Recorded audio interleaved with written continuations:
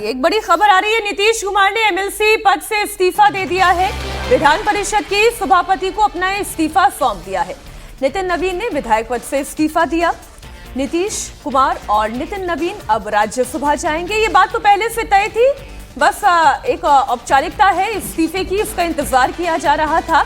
सवाल अभी भी हमारे लिए तो इससे ज्यादा महत्वपूर्ण यह है कि मुख्यमंत्री कौन होगा, डेप्यूटी सीएम कौन होगा, बिहार में सत्ता का हस्तांतरण कैसे होगा।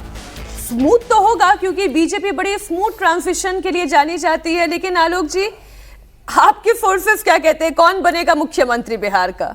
देखिए, बल्कि आपने ये खबर चलाई तो अच्छा है, क्योंकि आपने देखा हो कल 24 घंटे में नितिन नवीन को जब वो भरना था, कल इस्तीफा देना था परसों, तो उन्होंने कह दिया था साहब वो अचानक कलकत्ता चले गए, उनको बुलाया गया, इसका मतलब है सब कुछ गड़बड़ होने वाला है। सोशल मीडिया और जो भी मीडिया कई हैं, जो आप इंडिया टीवी की तरह सब जिम्मेदार मीडिया नहीं है ना, हम लोग अपनी उसी पार्टी कह सकते हैं, मैं बुराई नहीं किसी की कर रहा हूँ, लेकिन इस तरह की गॉसिप चला दिया गया कि साहब वो तो नहीं हो रहा और बिल्कुल अब सब कुछ बीजेपी का फेल हो गया दिखाना था। मुझे लगता है कि बिल्कुल स्मूथ चल रहा है। उन्होंने सोचा होगा, दोनों नीतीश का उनका दोनों का इस्तीफा राज्यसभा आने से पहले पूरा रोड मैप बना दिया गया।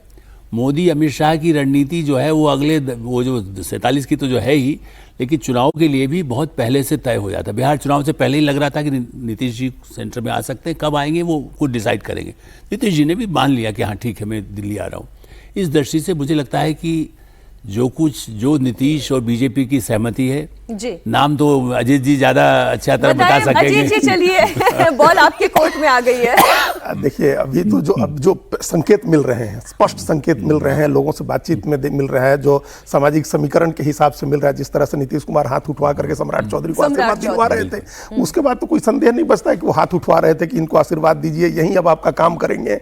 और एक बात हम लोग को राजनीतिक रूप से समझ में आती है, वो ये है कि गैर यादव पॉलिटिक्स में कोयरी कुर्मी धानुक यानी लॉकुस का जो समीकरण बना करके नीतीश कुमार चले हैं, उसके साथ अति पिछड़ी जातियों और फॉरवर्ड्स को जोड़ा है, उसी समीकरण का कोई व्यक्ति बनेगा। और ये सम्राट चौधरी उसी समीकरण में आते हैं, लॉकुस का समीकरण जो है उस समीकरण में आते हैं, कुशवाहा है, और उस तरह से उनकी दावेदारी एक सामाजिक समीकरण की वजह से भी है। और भारतीय जनता पार्टी ने तो तैयार किया ना, उनको प्रदेश अध्यक्ष भी बनाया, नेता भी बनाया, विधायक दल का उप मुख्यमंत्री बनाया, गृह मंत्री बनाया, तो ये तो तैयार कर रही है भाजपा भी। और उन्होंने बुलडोजर भी खूब चलवाया, खूब अतिक्रमण ध्वस्त करवाए। नीतीश चंद्र हमारे सहयोगी पटना से लाइव जुड़ गए।